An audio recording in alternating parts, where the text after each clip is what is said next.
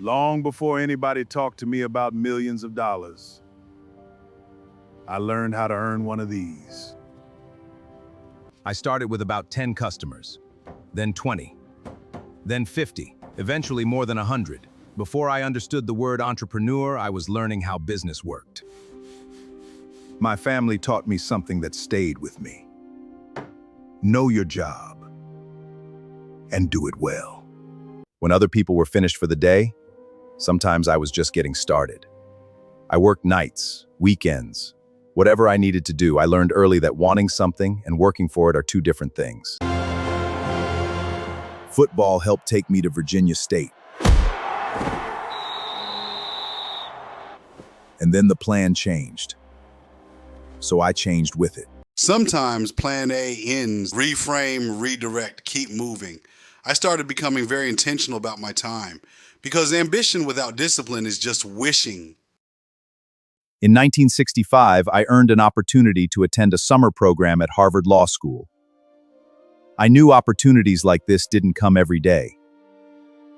And something extraordinarily happened. Harvard invited me to stay. I hadn't followed the traditional path into Harvard Law. But now I was there. I didn't arrive with wealth. I arrived with work to do.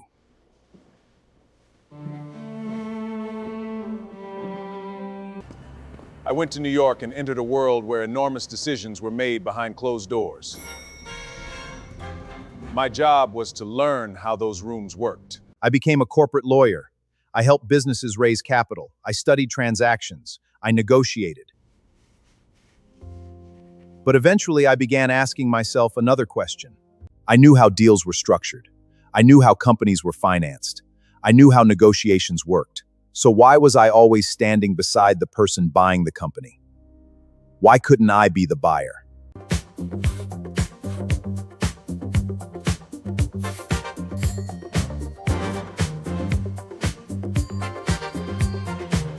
We acquired McCall Pattern Company for $22.5 million.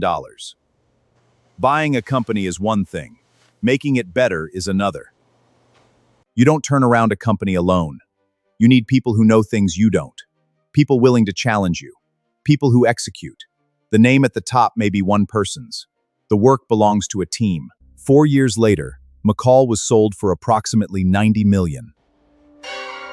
But I wasn't finished. I was getting ready. I wasn't in business just to participate. I was playing to win. People used to ask why they got to have all the fun making the biggest deals in the world. My answer was simple. Why not me? I was going to outthink, outwork, and outcompete every single person in that room. $985 million. That's what the deal was worth. In 1987, we pursued Beatrice International Foods. This wasn't one store. It wasn't one factory. This was an international enterprise. Remember the kid delivering newspapers? Remember the country club, Virginia State, Harvard, the law office? Every room had been preparing me for this one. So I took my seat. TLC Beatrice grew into an enterprise generating more than $1 billion in annual sales. We became the first Black-owned company to cross the $1 billion annual sales mark. Think about that.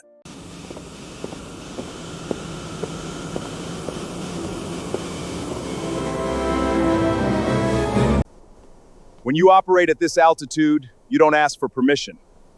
They told me the sky was the limit, so I bought the planes and paved the runway. Tell Paris we close before breakfast.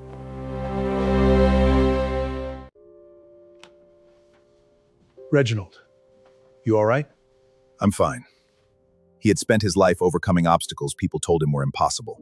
But in 1992, Reginald Lewis faced a battle that money, influence, and determination could not simply negotiate away. Make your life count. On January 19, 1993, Reginald F. Lewis died after battling brain cancer. He was only 50 years old, but his story wasn't ending. 3 months later, his family returned to Harvard for a moment Reginald would never live to see.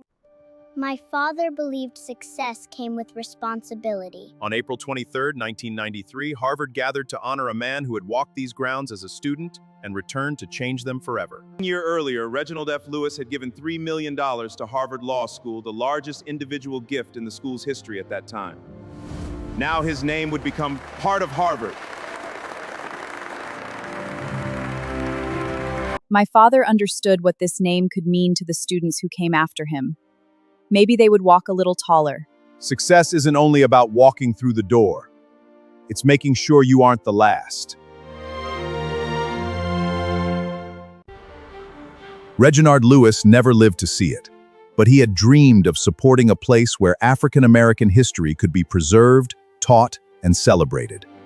And his family made sure that dream kept moving forward. 12 years after his death, another chapter of Reginald Lewis's legacy opened in the city where his story began. Not a monument simply to one man, but a place dedicated to telling the stories of generations. Reginald Lewis spent his life asking how far he could go. But perhaps the greater question was how many people could go farther because he had been here. Keep going, no matter what.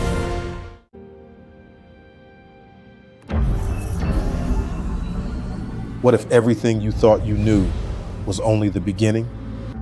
Kings, queens, inventors, scientists, freedom fighters, world changers. How much history is in here? We're just getting started. The history is ours. The future is yours.